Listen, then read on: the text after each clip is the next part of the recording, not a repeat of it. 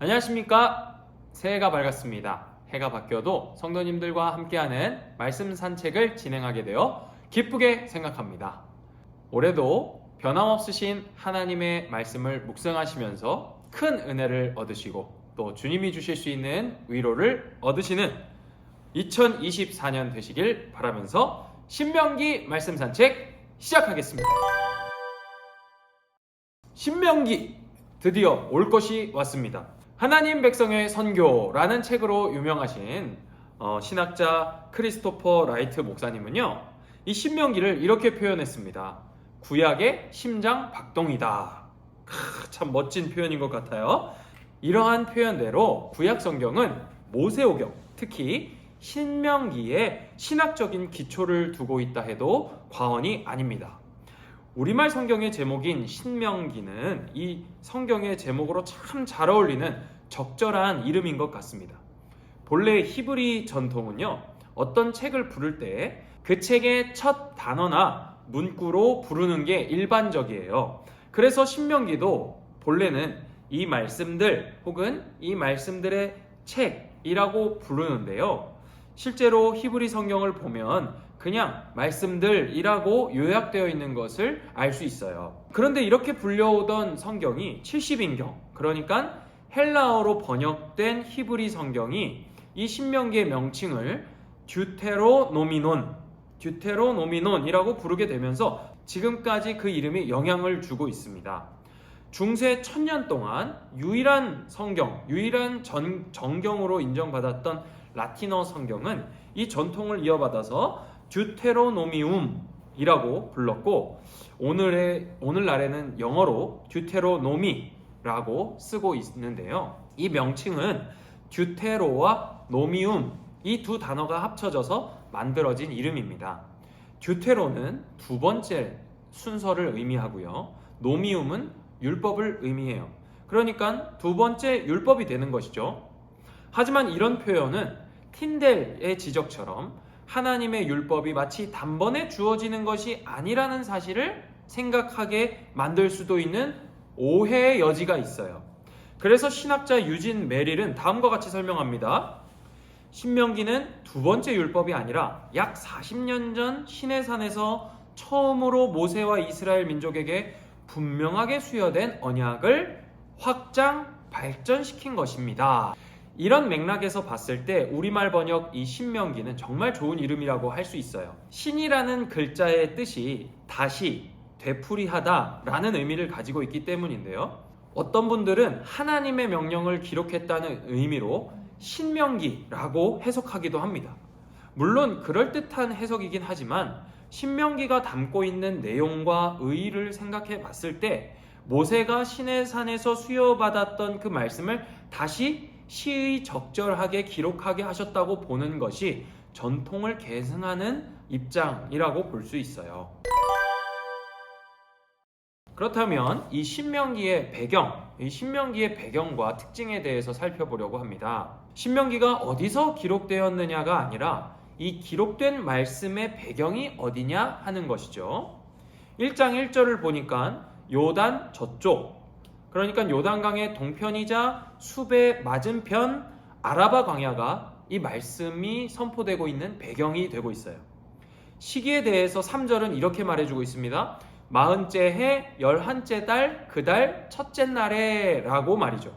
5절을 보니까 장소를 더 구체적으로 모압 땅이라고 알려주고 있는데요.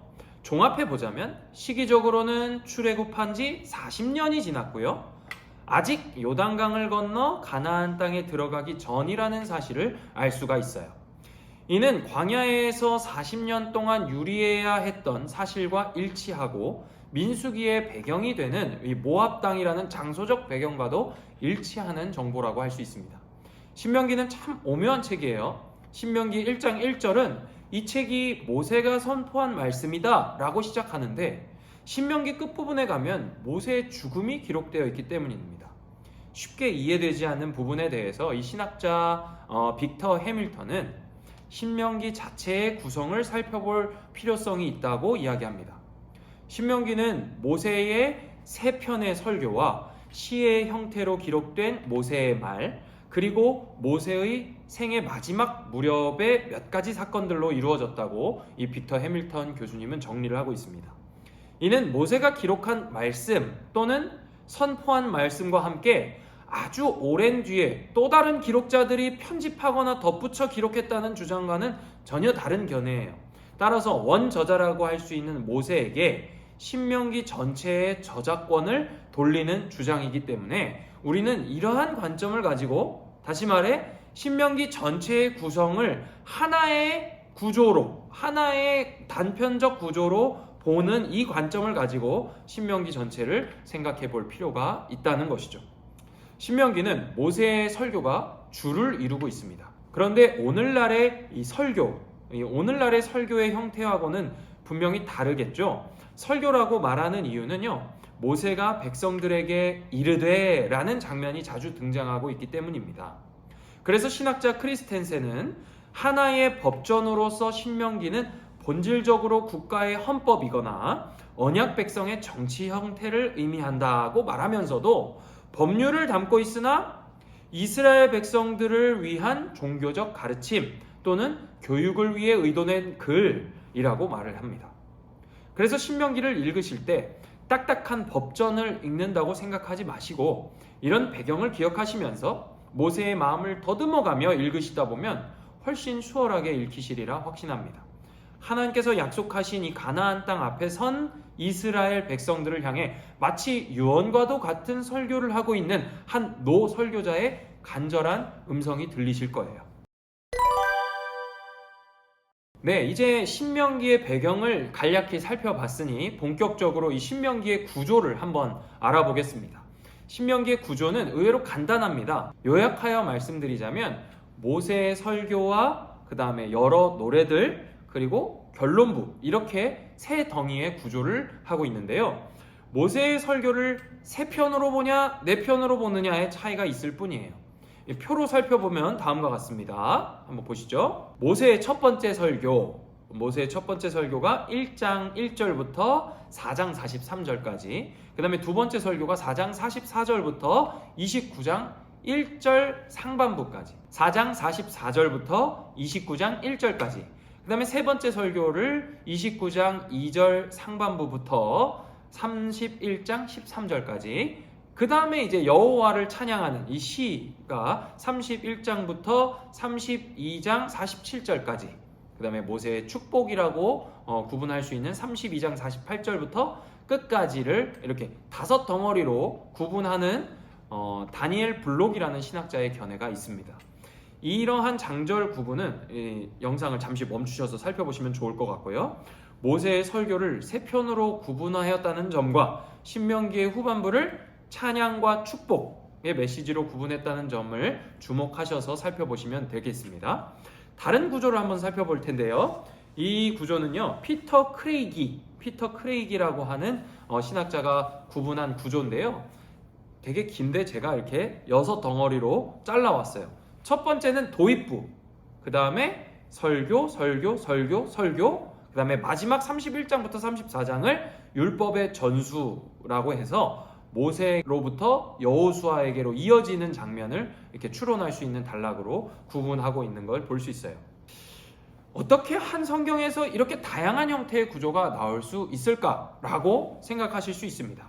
이 크리스토퍼 라이트 교수님은 신명기는 내용과 본문이 풍성해서 마치 푸짐한 과일 케이크처럼 다양한 방식으로 잘게 자를 수 있다고 묘사합니다. 그래서 라이트는 어떤 방식이 더 옳거나 우월하다고 할 수 없다 말하면서 이 신명기를 대하는 4가지 접근법을 소개하는데요. 첫 번째는 모세의 연설을 중심으로 신명기를 읽는 방식입니다. 두 번째는 언약의 방식으로서 신명기의 곳곳에 숨어있는 그 언약들을 추적해가면서 읽는 방식이고, 세 번째는 신명기에 있는 다양한 문학적 장르들을 구별해가면서 읽어보는 방식입니다. 예를 들자면 설교가 있고 시나 노래가 있고 그다음에 법전의 형태가 있을 수 있겠죠. 그다음에 네 번째는 십계명을 중심으로 이 좌우로 펼쳐져 있는 이 신명기 전체가 마치 확장된 십계명으로 생각하며 읽는 방식입니다. 이 라이트 교수님의 이런 제안은 정말 유용한 것 같아요. 신명기를 다양하게 이해할 수 있는 방식이니까요. 이렇게 보나 저렇게 보나 신명기는 봐도 봐도 새롭고 읽으면 읽을수록 마르지 않는 샘처럼 우리의 마음을 촉촉하게 적셔주는 그런 귀한 말씀인 것 같습니다. 그렇죠? 네. 그럼 이제 신명기의 내용을 살펴볼 텐데요. 신명기의 내용에 대해서 크게 두 갈래로 정리할 수 있을 것 같습니다. 첫 번째는 회상이에요. 모세의 설교를 살펴보다 보면 이 과거를 회상하는 듯한 장면들이 많이 등장합니다. 제가 책에서 찾아서 정리를 해봤는데 표를 이렇게 보십시오. 표를 보시면 이렇게 8가지로, 이것보다 더 많을 수 있지만 8개 정도의 회상의 장면이 등장을 하는데요. 표를 보시면 예를 들어 신명기 1장 9절에서 18절은 출애굽기 18장과 민수기 11장을 떠올리게 한다는 거예요.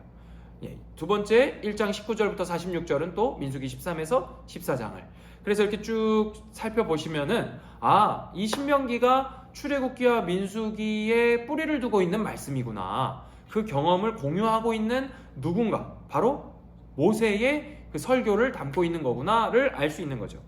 우리가 이 회상에 주목해야 하는 이유는 이런 회상의 방식이 신명기가 단순한 반복이 아니라는 것을 더욱 드러내주고 있기 때문입니다. 그래서 어떤 신학자들은 신명기는 율법의 주석이라고 평가하기도 하고, 삶으로 해석된 율법 또는 삶으로 증명되어야 하는 율법으로 부르기도 합니다. 이것이 바로 신자가 자신의 삶을 해석하는 방식이겠죠. 하나님께서는 애굽을 나온 이스라엘 백성들에게 아주 초기에 율법을 수여하셨어요. 시내산에서 모세를 통해 율법을 수여받은 이스라엘 백성들은 하나님께서 다스리시는 방식을 듣고 배웠음에도 불구하고 그 약속의 확실함에 확신을 갖는 데까지는 이르지 못했던 것이죠. 그래서 이스라엘은 광야로 향할 수밖에 없었는데요.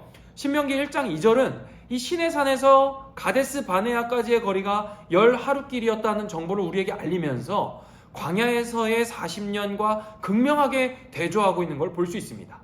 11일이면 갈 수 있는 곳을 40년이나 걸려 갈 수밖에 없었던 그들의 광야 생활은 율법이 삶에서 해석되는 과정이었던 것이죠. 그리고 그런 해석의 결과가 모세의 설교로 드러나고 있는 중인 겁니다. 우리의 삶도 마찬가지죠. 주위를 돌아보십시오. 삶과 죽음은 우리의 주변에 항상 있습니다. 죽음은 무척 가까이 있어요. 10하루길이 아니라 죽음은 우리의 피부 가까이에 있어요. 특히 고통 속에 있을 때, 고난 받을 때, 그 고통과 고난이 깊어지다 보면 어느새 죽음의 그늘이 나를 덮어버릴 것 같은 그 순간에 어떤 생각을 합니까? 하나님, 왜 우리로 이 삶을 살게 하셨습니까? 그냥 바로 우리를 천국에 데려가게 하시지, 왜 내가 구원받은 이후에도 계속 이 땅에 살게 하셨습니까? 이런 생각이 들 때가 있죠.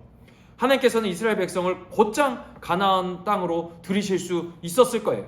그런데 그것은 하나님의 성품은 물론이고 하나님 나라의 성격상 맞지 않는 방법이에요. 공의의 하나님께서 죄로 가득한 그들을 속죄함 없이 들이실 수 없는 것이고, 그런 그들은 하나님의 통치, 그 선한 다스림과 어울리지 않기 때문이에요. 그래서 하나님께서는 우리를 인생의 광야로 몰아넣으시는 것 같습니다. 이 땅에서 우리는 이미 주어진 그 주의 말씀을 우리의 삶에서 해석해내는 그 과정을 거쳐야만 하는 것이죠. 주의 그 약속, 그 계명과 율법이 나의 삶에 하나하나 펼쳐질 때 우리는 말씀의 사람이 되는 것이고, 그때에서야 비로소 주의 다스림에 어울리는 사람, 참된 회개와 용서를 통해 거룩한 사람이라 인정받을 수 있기 때문이죠. 이런 처절한 율법의 해석자로 살아가다가 하나님 앞에 섰을 때 우리는 과연 무슨 말씀을 할 수 있을까요? 하나님의 은혜입니다, 이거 아니겠습니까? 하나님께서 나의 삶에서 이렇게 일하셨습니다 라고 고백하게 될 그 날을 기대하는 저와 여러분 되기를 축복합니다. 두 번째 갈래는 바로 권고예요. 권고. 신명기는 모세의 설교라고 말씀드렸죠. 모세는 단순히 과거에 어떤 일이 있었는지에 대한 회상에 그치지 않고요, 설교, 다시 말해 권고적으로 그 역사의 의미를 전달하고 있어요. 그 이유는 바로 이 말씀을 듣고 있는 현장이 어디인지, 또 그 말씀을 듣고 있는 대상이 누구인지와 관련이 있습니다. 지금 모세가 설교하고 있는 장소는요, 요단강을 사이에 두고 가나안 땅 맞은편에 위치한 모압 평지예요. 모압은 이스라엘 민족에게 많은 어려움을 주었던 곳이기도 하지만 가나안 땅 입성을 앞두고 있는 장소이기도 하죠. 성경을 창세기부터 쭉 읽고 있는 독자라면 이 장소에 이르렀을 때, 그리고 신명기 1장 1절에서 5절까지의 이 도입을 읽으면서 가데스 바네아 앞에서의 이스라엘을 자연스럽게 떠올리게 됩니다. 다시 말해 두 번 다시 실패가 있어서는 안 된다는 어떤 결연한 의지 같은 게 생각나는 것이죠. 가데스 바네아 앞에서의 실패는 율법이 없었기 때문에 일어났습니까? 그렇지 않아요. 그렇기 때문에 모세는 이미 주어진 율법이 이 백성들의 삶과 사고 구석구석에 깊이 뿌리 박혀야 한다는 사실을 누구보다 잘 알고 있었을 겁니다. 또한 광야를 지나오는 동안 모세와 동행했던 출애굽 1세대는 모두 죽었고 성경은 이제 그들의 후손만이 남아있다고 이야기하고 있기 때문에 더욱이 이들에게 권고하지 않을 수 없었을 거예요. 다정다감한 할아버지 할머니의 그 무용담이 아니에요. 처절한 권고였을 거예요. 너희는 그렇게 살면 안 된다는 그 간절함이 있었을 겁니다. 모세는 가나안 땅을 바라보면서 모압 평지에서 죽음을 맞이했기 때문에 이 신명기는 이스라엘 백성들에게 모세가 유언하고 있는 것처럼 들렸을지도 몰라요. 신명기의 내용을 살펴봤는데요.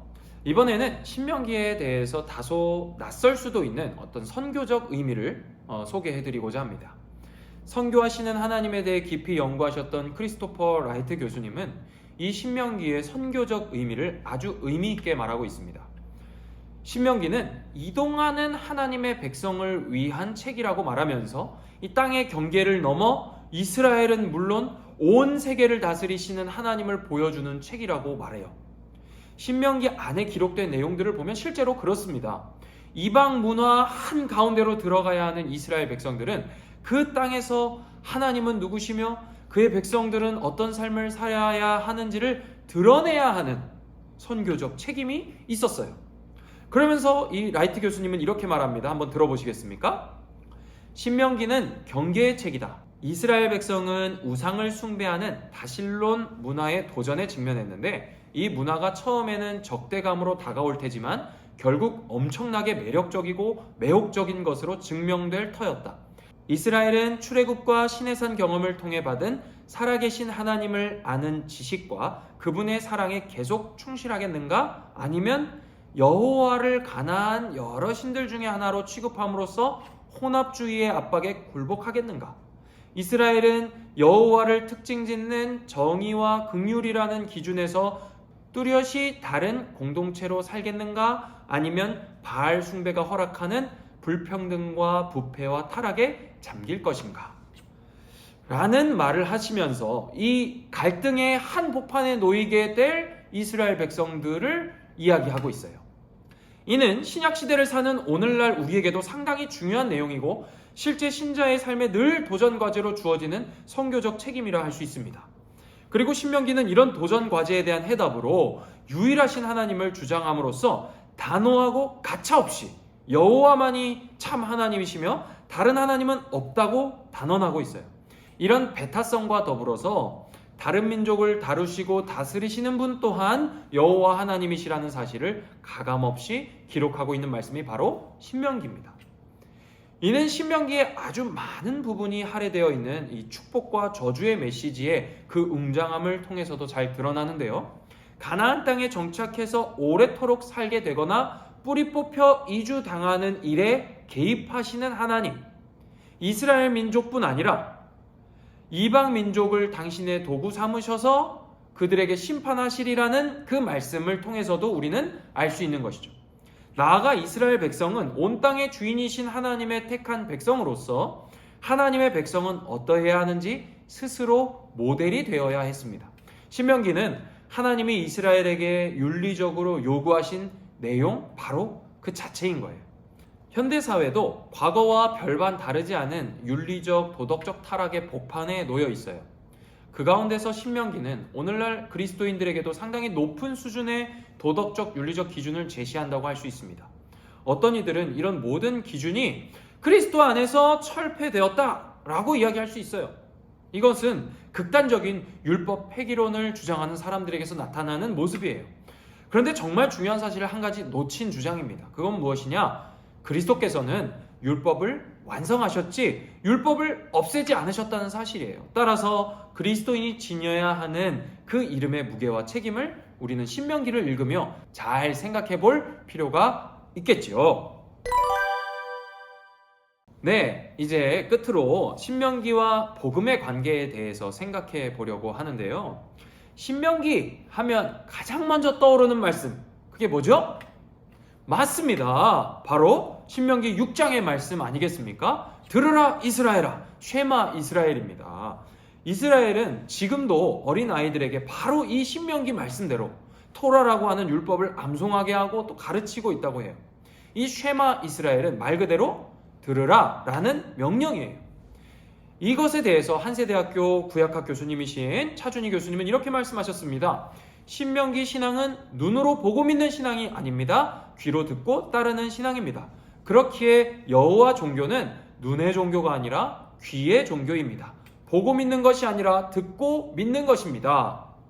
그렇죠. 신명기가 이스라엘 백성들에게 또 출애굽한 2세대에게 전하고자 했던 정말 중요한 신앙은 바로 듣고 믿는 신앙이에요.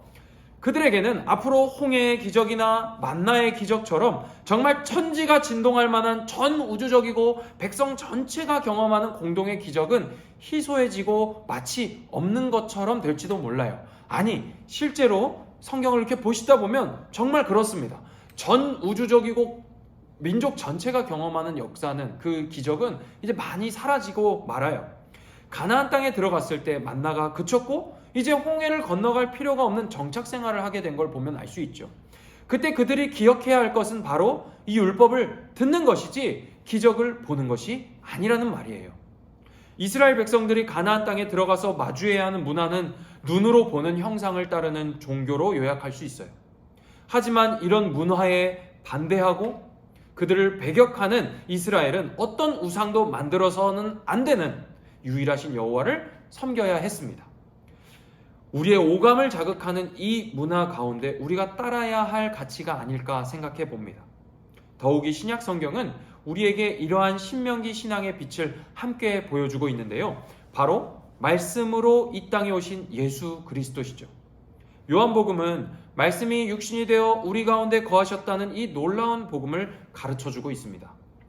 성육신하신 예수 그리스도, 말씀 자체이신 그분이 우리와 함께 하시는 것, 바로 그 임마누엘이신 하나님을 믿는 것이 우리 신앙의 본질이라고 했을 때 우리가 붙들어야 할 것은 무엇일까요? 우리의 신앙이 견고해지기 위해 붙들어야 하는 신앙은 바로 보고 믿는 신앙이 아니라 그 보고 믿는 것에서 떠나서 보이지 않아도 믿는 신앙을 추구하는 것이겠죠. 이 말씀에 근거한 믿음은 바로 신명기와 복음서를 연결해주는 귀한 열쇠가 아닐까 생각해 봅니다. 네, 이렇게 새해를 여는 신명기 말씀으로 우리 성도님들을 만날 수 있게 돼서 정말 기쁘게 생각하는데요.